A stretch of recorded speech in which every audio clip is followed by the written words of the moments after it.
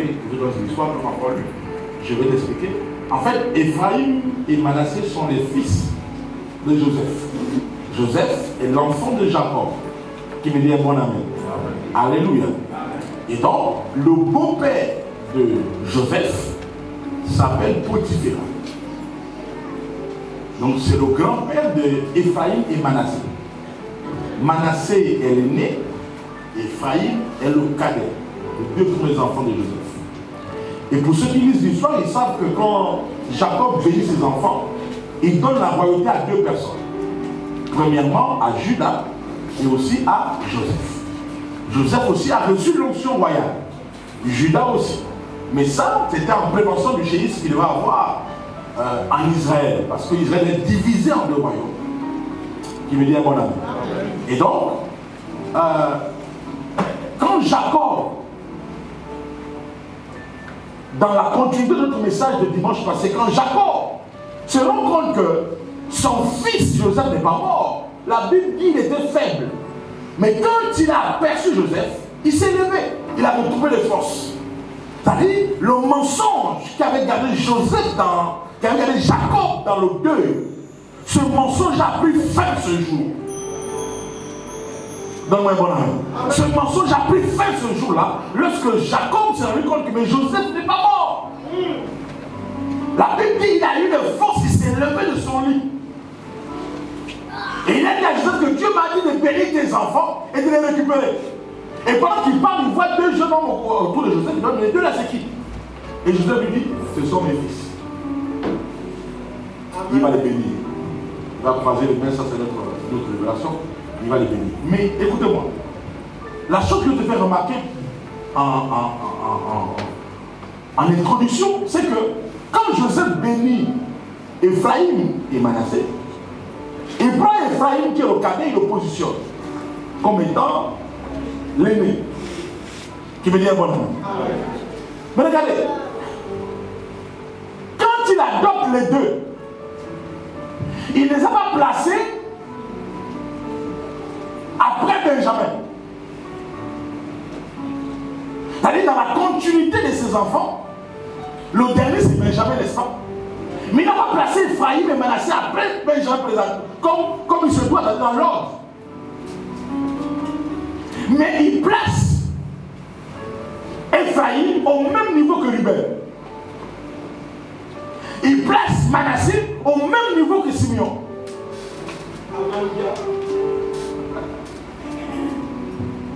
La gloire de l'adoption. Pourquoi? Je vais expliquer ça prochainement. Mais la deuxième chose que je vais remarquer, c'est que la raison pour laquelle, pourquoi Jacob a voulu forcément adopter Ephraïm et Manassé. Parce qu'en réalité, Potiphar avait fait des choses sur Joseph. Parce que Potiphar était un prêtre du Dieu Ordre. Et donc, il avait fait des choses bizarres sur Joseph. Que je t'expliquerai. Et donc, Jacob, ne voulant pas que les deux enfants aussi soient intronisés comme Joseph, il les récupère. La gloire de l'adoption t'enlève de la malédiction qui est préparée pour toi, pour te faire rentrer dans un autre couloir. Ainsi, Ephraïm et Manassé ne peuvent plus l'exposer à leur grand-père Potiphera. Mais ils étaient maintenant sous la grâce du Dieu de Jacob. Donne-moi un bon avis. Mais pas de grâce, mais la grâce des aînés. Dans la gloire de l'adoption, quand Dieu nous adopte, c'est la même chose, c'est le même principe.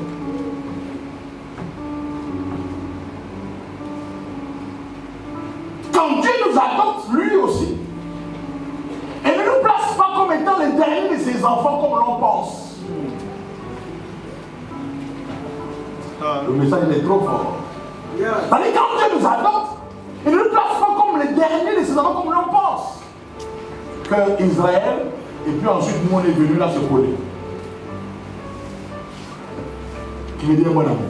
On a souvent enseigné ça, et même moi j'ai enseigné. Il a enseigné ça. Que c'est Israël et nous on vient se greffer à eux. Mais en réalité, quand tu regardes le système de l'adoption, c'est pas ça. Dieu nous a pas appelés pour nous greffer à Israël. Non. Quand Dieu nous adopte, nous on nous place au même niveau que son premier fils. Ah, le premier fils de Dieu, c'est qui? C'est Jésus. Donc Dieu nous place au même titre que Jésus, comme ce qu'il a fait avec Ephraïm et Manassé. Donc nous ne sommes plus la queue des Juifs, nous sommes à la tête. Voilà pourquoi il dit, vous êtes co-héritiers avec Christ. Co-héritier, c'est-à-dire il y a un premier et il y a un premier ex-aequo. Donne-moi un bon amen. Co-héritier, c'est-à-dire que c'est pas président et vice-président. Non. Co-héritier, ça veut dire, comme je vois souvent dans la politique, on dit président de la majorité, président opposition. Vous êtes tous des présidents. Donc quand Jésus nous adopte, nous, et nous positionne co-héritier. Dis-moi un très bon amen. Amen. Là, écoute-moi ce que je te dis. Écoute-moi très bien.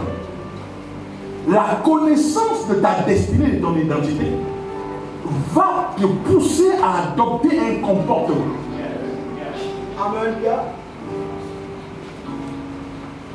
La connaissance de ta destinée et de ton identité va te pousser à avoir une attitude, un comportement, un caractère. En réalité, c'est ta destinée.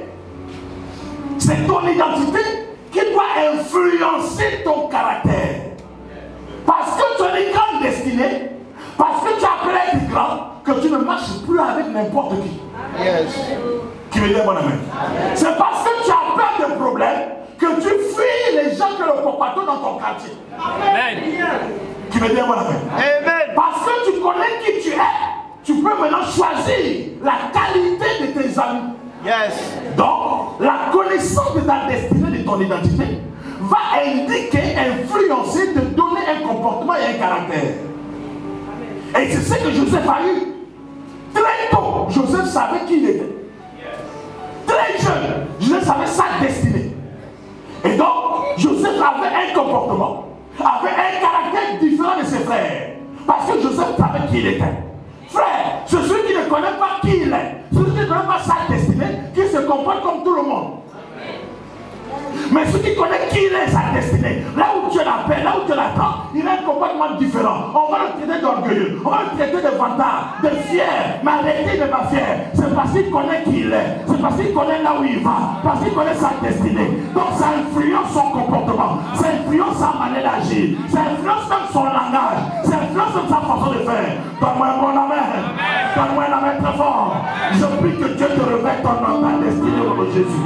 Je prie ce matin que Dieu te revête ta destinée, qui te révèle ton identité, que tu saches qui tu es, que tu saches où tu vas, au nom puissant de Jésus. Donne-moi la main très fort, parce que tu n'es pas comme tout le monde, tu ne ressembles pas à tout le monde, tu es le choix de Dieu, tu es la prunelle de l'œil de Dieu, et que ce matin, l'Éternel ouvre les yeux de ton cœur, afin que tu te montres qui tu es en réalité, que tu saches où tu vas en réalité, et je déclare que ton comportement va changer, ton attitude va changer, ta main de feu va changer. Donne-moi la main très fort.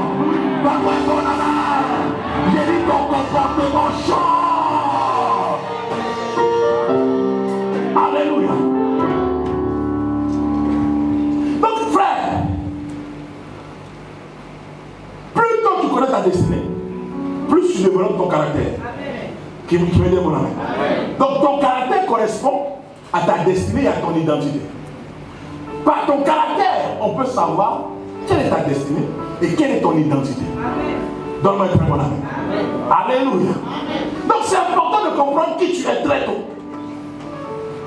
Qui tu es très tôt. Qui me dit un bon amen. Joseph savait qui il était. Voilà pourquoi nous rendons compte que, je te dis d'avance, quand ses frères l'ont vendu, il n'a pas pleuré.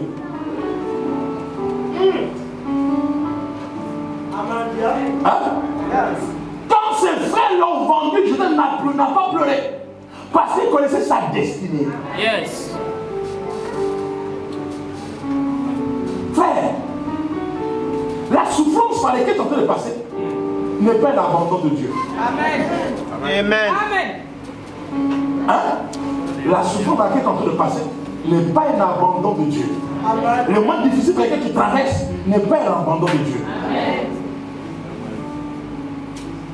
Ça relève de ta destinée. Amen.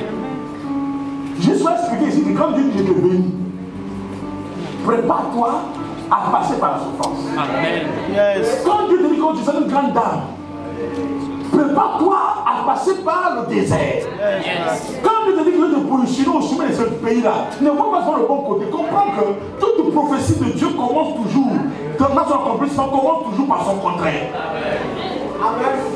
Et quand tu as compris ça, tu ne pleureras pas pendant la souffrance. Yes. Parce que Satan ne mérite pas de voir tes larmes. Amen. Arrête de pleurer dans la souffrance. J'ai dit Satan ne mérite pas de voir tes larmes. Arrête de pleurer. Parce que tout le monde te réveille seul. Or, la prophétie sur toi de marier. J'ai dit toute prophétie de Dieu commence toujours par son contraire. Si Dieu a parlé sur toi et qu'il t'a promis une bonne chose, commence à ne t'attends pas à la recevoir tout de suite. Attends-toi à recevoir d'abord le contraire de la chose. Et quand quelqu'un a mis ça dans sa tête, il ne pleurera pas quand la souffrance va arriver. Amen. Il comprendra qu'il est sur le chemin de sa prophétie. Amen. Amen. Donne-moi un très bon ami. Amen. Chrétien, arrêtez de pleurer lorsque tu attends la bénédiction et c'est la souffrance qui arrive. Mais tu es sur le chemin de ta bénédiction. Amen. Et plus tes pleurs, écoute-moi, tes pleurs ne vont pas abréger ta souffrance. Pleure comme tu veux. La souffrance va continuer par être possible. Amen. Mais le risque dans les pleurs de souffrance, les pleurs de regret, les pleurs de douleur, ce sont les pleurs qui amènent le doute. C'est ça le risque. Et dès que le doute arrive, t'installe et que tu commences à perdre la vision de Dieu, tu vas te retrouver comme le peu business.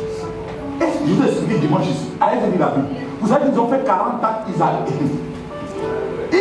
voyaient Canaan. Ils voyaient Canaan. Ils voyaient Canaan. Mais parce que simplement ils ont dit, nous sommes des sauveteurs à leurs yeux. Ils ont dit c'est un peuple qui écrase ses habitants. Et pourtant les gens ils vivaient dedans. Ils ont fait 40 ans les amis. C'est pas dans le désert qui tournent à Rome, c'est en face de Canaan. Ils apercevaient la vie. Mais à cause des pleurs, des douleurs, de la souffrance, quand on met le doute, tu peux rester là en face de ton miracle. En face de ton miracle. On va t'enlever là. Donc frère, je veux insister, arrête de pleurer. À chaque fois que tu passes un temps difficile, mes amis, Dieu ne bénit pas sans commencer par la souffrance. Amen. Non.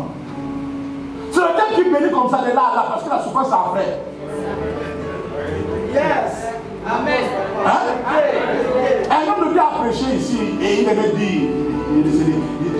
il avait dit qu'avec Dieu, c'est la croix rose.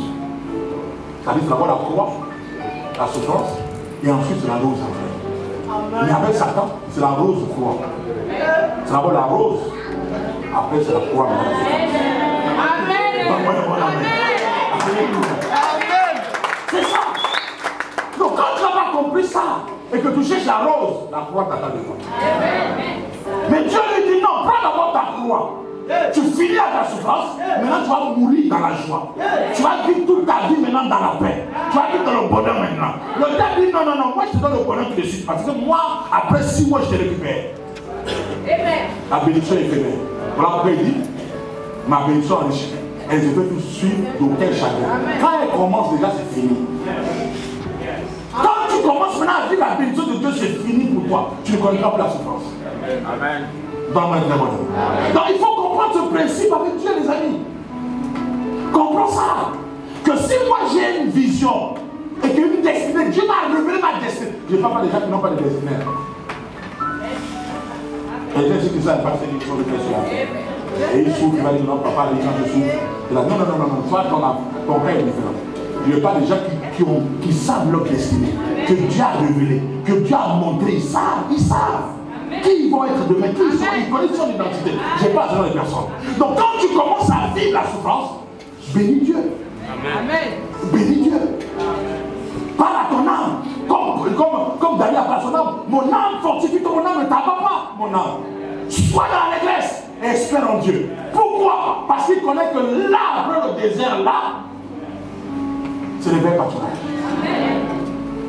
Donc frère, accepte la souffrance. Et j'insiste, le diable n'a pas le droit, ne mérite même pas de voir des larmes de souffrance. Amen. Ne donne pas ce privilège. J'ai un enfant de Dieu, tu as la valeur devant Dieu. Qui me dit un très bon amen. Ne donne pas ce privilège. Amen, amen. Donc regardez. La Bible dit, et on va lire le texte. Genèse chapitre 45. 47. C'est juste un seul verset qu'on peut le citer. Genèse chapitre 45, le verset 15. C'est la seule fois où je ne sais pas plus verset. Genèse 45, verset 15. Oui. Mettons debout, disons avec respect, c'est juste un seul verset pour honorer la parole du Seigneur. Il embrassa aussi tous ses frères en pleurant. Oui. Après quoi, ses frères s'entretèrent. Non, verset 15 seulement. Je reprends. Verset 15 seulement. Il embrassa aussi tous ses frères en pleurant. Amen. Alléluia. Reprends encore le verset 15. Il embrassa aussi tous ses frères En pleurant. Après quoi? Après quoi ses frères s'entretèrent avec lui. Je reprends encore une dernière fois. Il embrassa aussi tous ses frères en pleurant. Après quoi ses frères s'entretèrent avec lui. Amen. Asseyez-vous. Donc, Joseph a embrassé tous ses frères, en pleurant. Donc, il pleurait. Il pleurait. Joseph pleurait. Mais regardez. Il a dit à ses frères ceci. Le mal que vous avez voulu me faire, Dieu l'a transformé en bien. Amen. Le mal que vous avez souhaité me faire, que vous avez prévu me faire, que vous avez conçu me faire, Dieu a pris ce mal-là, il l'a transformé en bien pour sauver une génération de la famille. Donc Joseph, quand Joseph regarde ses frères et le mal qu'ils ont fait, il dit non. Les frères se culpabilisaient. Il a dit ne vous culpabilisez pas. Non, je ne vais pas mettre à l'aise parce que ce que vous avez fait là, c'était bien. Vous avez pensé me faire du mal, mais Dieu a transformé ça en bien pour vous sauver. Parce que si vous n'avez pas voulu me faire du mal, on devait tous mourir de la famille. Mais le mal que j'avais prévu là, Dieu l'a transformé pour sauver toute une génération.